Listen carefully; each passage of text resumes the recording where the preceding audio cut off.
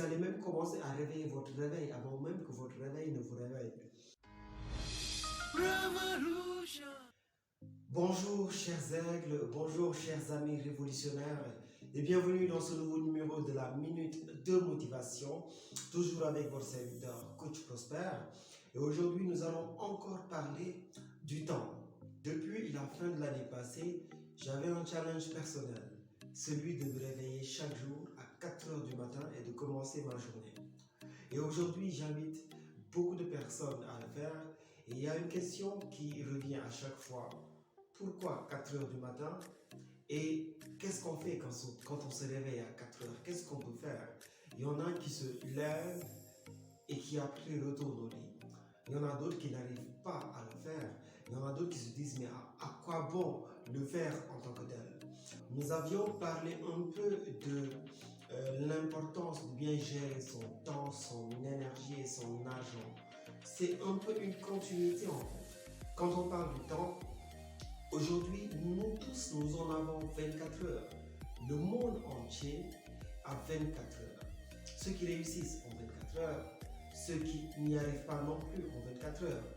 Les plus riches ont 24 heures.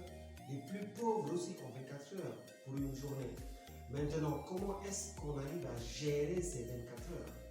On nous conseille souvent de dormir 8 heures par jour. Mais est-ce que dormir 8 heures par jour nous permettra réellement d'avoir cette meilleure santé, qui nous permettra d'avoir ou d'arriver à atteindre tous nos objectifs de vie? Posons-nous cette question. Dormir 8 heures par jour, c'est dormir le tiers de sa vie. Alors, nous n'allons pas faire focus sur le temps de sommeil qu'il faut. Il faut dormir 8 heures ou pas. Demandez conseil à votre pharmacien. Demandez conseil à votre médecin, il n'y a pas de souci. Mais je ne pense pas que dormir 8 heures forcément pour un adulte peut te garantir une meilleure santé. 6 heures de sommeil, si ton organisme l'accepte, c'est parfait et c'est bien. Il y en a qui dorment 5 heures et ça ne leur cause aucun trouble. Alors, où est-ce que je veux en venir? Commencer plus tôt ces journées te permettront d'avoir beaucoup plus d'énergie, beaucoup plus de motivation et de rester beaucoup plus positif tout le long de la journée. Commencer plus tôt ces journées est toujours gagnant. Il n'y a pas de perte à commencer plus tôt ces journées. D'ailleurs, il est conseillé de se lever avant le soleil. C'est important parce que le soleil commence la journée. Donc, énergétiquement parlant, spirituellement parlant, c'est important de commencer très tôt ces journées. Et rien que pour une question de productivité aussi, c'est important. Quand on se lève tôt le matin, avant que rien ne commence, avant que le bruit autour de nous ne se déclenche, mais c'est un moment idéal pour se reconcentrer sur soi-même. C'est un moment idéal pour profiter du silence. C'est un moment idéal pour travailler sur ses projets. C'est un moment idéal pour prier au calme, pour ne pas être dérangé. C'est un moment idéal pour bien débuter sa journée et être maître de sa journée. Ne pas commencer sa journée dans la précipitation. Ne pas commencer sa journée dans le bruit ou ne pas commencer sa journée en se préoccupant déjà des préoccupations ou bien des problèmes des autres personnes parce qu'on n'a pas le temps vraiment de se concentrer d'abord sur nous-mêmes avant de nous concentrer sur le problème des autres. Alors, il y a naturellement des choses à faire et des choses à ne pas faire. Et tout de suite, je vais vous proposer en tout cas quelques petites choses que vous pourriez faire déjà en vous levant le matin. Ce n'est plus un secret pour personne. Se lever plus tôt, commencer plus tôt ses journées, nous garantit une meilleure énergie, une meilleure productivité, d'accord? Et beaucoup de plein de choses en fait pour être maître de sa journée en tant que tel. Alors, il y a beaucoup de personnes qui me disent que non, moi je suis un couche-tard, d'accord? Histoire de, voilà, ce sont les personnes qui se couchent tard et se lèvent tard, d'accord? Et certains le font pour le boulot, certains le font par rapport à leur rythme de travail. Mais moi, ma question reste toujours la même. Qu'est-ce que tu fais à te coucher tard? D'accord? Si c'est uniquement pour suivre des séries, si c'est uniquement pour du divertissement, pour du fun, ça n'en vaut pas la peine, on se dise la vérité. D'accord? mieux vaut réguler sa journée et travailler sérieusement sur des choses qui importent pour toi. Après, si on est couche tard parce qu'on préfère travailler la nuit, parce qu'on pense qu'on est plus productif la nuit et que ça nous réussit, anyway, pourquoi pas? Pourquoi pas? Ça peut marcher, ça peut le faire. Mais aujourd'hui, travailler tard la nuit implique le fait qu'en général, on reste éveillé toute la journée et on enchaîne tard la nuit avant de se coucher pour se réveiller tard durant la journée. D'accord? Vous allez voir qu'à un moment donné, votre cerveau il est épuisé. Vous n'êtes plus productif. Même si vous vous efforcez à vouloir coûte que coûte travailler la nuit, vous n'êtes plus assez productif. Il n'y a rien de mieux que de reposer le cerveau, d'accord, de se réveiller et de reprendre le travail en tant que tel, avec un cerveau tout frais, bien reposé et en forme. Là, on est beaucoup plus productif, beaucoup plus créatif et ça produit plus en fait, ça donne beaucoup plus. En tout cas, c'est le conseil qui vous est donné. Même si vous êtes couche tard, essayez quand même de décaler votre journée. Le conseil que je vous donne aujourd'hui, c'est de décaler votre journée. Si vous aviez l'habitude, par exemple, de dormir de 3h à 10h du mat, d'accord, vous pouvez décaler, par exemple, de dormir un peu plus tôt. Disons, par exemple, dormir à 0h pour faire l'effort de se lever à 7h du matin. Ou plutôt dormir à 23h et faire l'effort de se réveiller à 6h. Ou dormir à 22h, faire l'effort de se réveiller à 5h ou à 4h du mat. D'accord? Il s'agit juste de décaler sa journée. Faire les choses bien, dormir plus tôt pour se réveiller plus tôt et bien commencer sa journée. Alors, pour revenir à la question qu'on pose souvent, qu'est-ce qu'on fait quand on se lève à 4h ou à 5h du matin? Et déjà, par rapport à l'heure, encore une fois, ce n'est pas le plus important. Pour moi, c'est 4h du matin. Et ceux qui sont chauds pour relever le défi, je vous invite à me rejoindre pour notre challenge de 4h. Maintenant, si vous n'êtes pas trop chaud pour ça, si vous ne trouvez pas ça intéressant, ce n'est pas le plus important. Si vous décidez de vous lever, par exemple, à 5h ou à 6h, c'est déjà bien. En tout cas, le plus important, c'est de commencer votre journée très tôt afin de pouvoir en profiter au maximum, de faire le plein d'énergie positive afin d'être beaucoup plus productif et créatif pour le reste de la journée. Alors, qu'est-ce qu'on peut faire quand on se lève tôt? Moi, je vais juste partager avec vous quelques éléments de la routine matinale inspirée du Miracle Morning de Hal Elrod.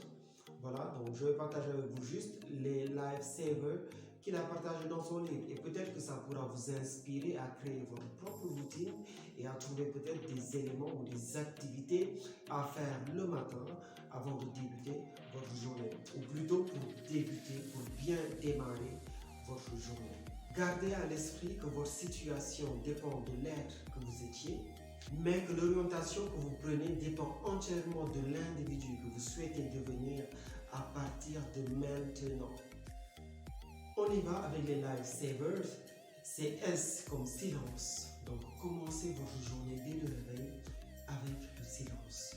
Ne touchez pas à votre téléphone, d'accord? N'entrez pas sur les réseaux sociaux.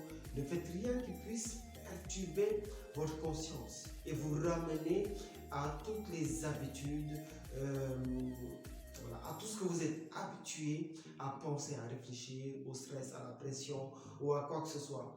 Mais commencez plutôt votre journée avec un temps de silence. Profitez du calme.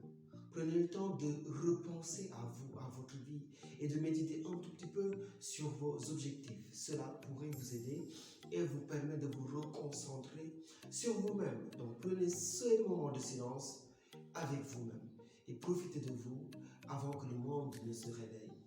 A comme affirmation. Donc répétez-vous des affirmations positives, des affirmations, des phrases inspirantes, des phrases d'encouragement qui vous parlent à vous-même. D'accord? Rédigez des déclarations par rapport à vos objectifs, par rapport à vos objectifs de vie, par rapport à tout ce que vous avez envie d'accomplir, mais vraiment que ce soit des phrases motivantes, des phrases inspirantes, des déclarations qui vous parlent. D'accord?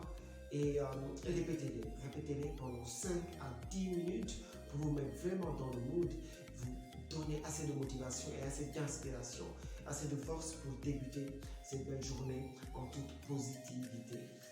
On enchaîne avec le V comme visualisation. Prenez le temps de fermer les yeux et de voir tout ce que vous avez envie d'accomplir pour cette journée. Tout ce que vous avez envie de réaliser pour cette semaine, pour l'année, pour vos objectifs à court, à moyen et à long terme. Visualisez, voyez ces choses se produire dans vos vies et ressentez l'émotion qui va avec. Il n'y a pas meilleur moyen de s'énergiser ou de se motiver que la visualisation puissante. Si vous arrivez à le voir et à le ressentir, plus facilement vous arrivez à le créer et à le vivre dans la vraie vie. Alors prenez 5 à 10 minutes de visualisation positive et vous en verrez la nécessité et vous m'en direz comment est-ce que vous l'aurez vécu et qu'est-ce que ça vous a apporté réellement. Vous m'en donnerez des nouvelles. Sur les live savers, donc on a le E après le V, le E comme exercice. Donc faites de l'exercice physique le matin. Ça pour vous aider aussi à vous énergiser. D'accord? Donc que ce soit en outdoor ou en indoor, d'accord? Que ce soit dehors ou dans la maison, essayez de faire quelques exercices physiques. Ça peut être du jogging, ça peut être juste quelques exercices que vous pouvez faire chez vous qui vous permettront de transpirer un peu et de travailler certains muscles. Ça va vous dynamiser et vous donner de l'énergie pour bien démarrer votre journée. Ça va vous donner une meilleure santé et beaucoup plus, un surplus d'énergie, on va dire. Vous pouvez prendre 20 minutes par exemple pour l'exercice physique, d'accord? Et ensuite on passe à la lettre suivante, c'est le R comme reading qui veut dire lire, d'accord? Donc prenez un temps de lecture, que ce soit de la lecture spirituelle, que ce soit de la lecture du développement personnel, du leadership, que ce soit par rapport à vos cours. En tout cas, prenez minimum 20 minutes de lecture inspirante. Lisez quelques pages, lisez quelques chapitres, ça va vous faire du bien. Ça vous permettra d'apprendre de nouvelles choses, ça vous permettra peut-être de puiser de l'inspiration, peut-être même que ça vous permettra, si vous en faites un challenge, de reprendre goût à la lecture. C'est important, c'est bon pour votre cerveau et c'est bon pour vous inspirer, pour apprendre de nouvelles choses. Et n'oubliez pas, cette année, nous nous sommes lancés comme défi d'apprendre de nouvelles choses et de développer de nouvelles habitudes. Donc 20 minutes de lecture ou plus, ça peut vous faire du bien. Et enfin, la dernière lettre des Lifesavers, donc la dernière lettre de Savers, donc c'est un S. S comme scribing, scribing qui veut dire tout simplement écrire. Donc prenez le temps d'écrire un tout petit peu, peut-être quelques mots sur votre journal si vous en avez un, sinon peut-être quelques pages d'articles ou d'un blog que vous animez entre autres. En tout cas, prenez le temps d'écrire. Écrivez ce qui vous inspire, écrivez ce qui vous plaît en tant que tel. En tout cas, quelque chose qui pourrait vous permettre de vous exercer à l'écriture. Ça peut être quelque chose par rapport à votre journal, de belles choses que vous avez eu à vivre, des choses que vous n'aimeriez pas vivre. Ça peut être une inspiration, une citation qui vous vient à l'esprit comme ça. Ça peut être un poème, ça peut être des pages de blog, ça peut être... Voilà, anyway, en tout cas, prenez le temps quand même de rédiger quelque chose. C'est ce que Hal Elrod nous propose dans son livre Miracle Morning, que je vous conseille vivement. Et encore une fois, vous pouvez le faire sur cet ordre, comme vous pouvez le faire, voilà, selon l'ordre qui vous convient le plus. Certains vont préférer le sport avant la lecture, d'autres vont préférer la prière avant autre chose, avant toute autre chose, voilà, comme moi par exemple. Moi je commence ma journée toujours avec le temps de silence et avec de la prière, parce que pendant ce temps de silence, je suis rempli de gratitude et j'enchaîne avec ma prière avant d'y rajouter quoi que ce soit. En tout cas, c'est ça. Ça pour vous aider. Vous pouvez aussi rajouter d'autres éléments, d'accord? Et l'idéal est vraiment de commencer sa journée 1 heure avant. Donc de prendre minimum 1 heure pour mettre en place cette routine. Et après, si vous voulez vous recoucher, allez vous recoucher. Mais je ne pense pas que vous aurez envie de retourner au lit après avoir démarré ainsi cette journée. Parce que vous serez pleinement éveillé, vous serez totalement réveillé et plein d'énergie.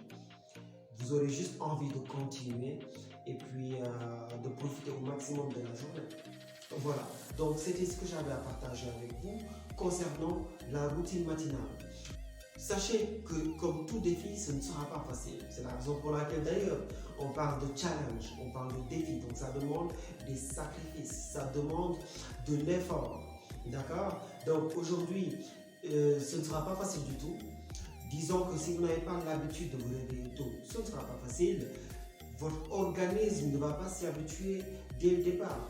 Donc disons par exemple que les 10 premiers jours seront très difficiles, voire impossibles, invivables, intenables, insupportables.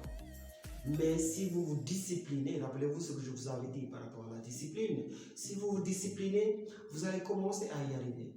Les 10 jours suivants, donc à partir disons du 11e jusqu'au 20e jour, ce sera désagréable, mais vous allez commencer quand même à croire en vous, en votre capacité à le faire.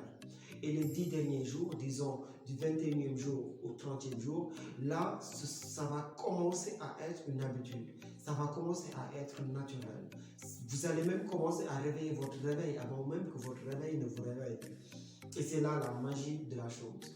Tout ce à quoi vous habituez votre organisme finit par s'habituer et finit par vous le réclamer. Alors, mettez-vous-y. Donc, je vous invite à vous y mettre vivement. Le temps de sommeil, encore une fois, 5 à 6 heures selon les organismes, ça peut passer. Donc, si vous commencez et que vous voyez que ça vous réussit, pourquoi ne pas continuer? En tout cas, c'est le conseil que j'avais à vous donner aujourd'hui. Et j'espère vivement que j'ai beaucoup de challengers qui vont démarrer ce challenge avec nous. En tout cas, moi, j'ai démarré depuis un bon moment. Et si vous avez choisi votre heure et si vous êtes chaud pour le challenge, laissez-moi en commentaire à quelle heure vous allez vous réveiller à partir d'aujourd'hui. Voilà ce que je voulais partager avec vous aujourd'hui. J'espère que ces quelques minutes de partage vont contribuer à vous inspirer, à vous motiver et à transformer positivement vos vies. Je vous donne rendez-vous ce jeudi pour une nouvelle vidéo. D'ici là, portez-vous bien et prenez soin de vous. C'était votre serviteur Coach Prosper. En passant, je fais un petit coucou à mon ami et frère Coach SMS, Moustapha Badian. Voilà, donc c'est lui qui fait cette marque. Devenir meilleur qu'hier, l'action fera la différence. Il n'y a pas de secret.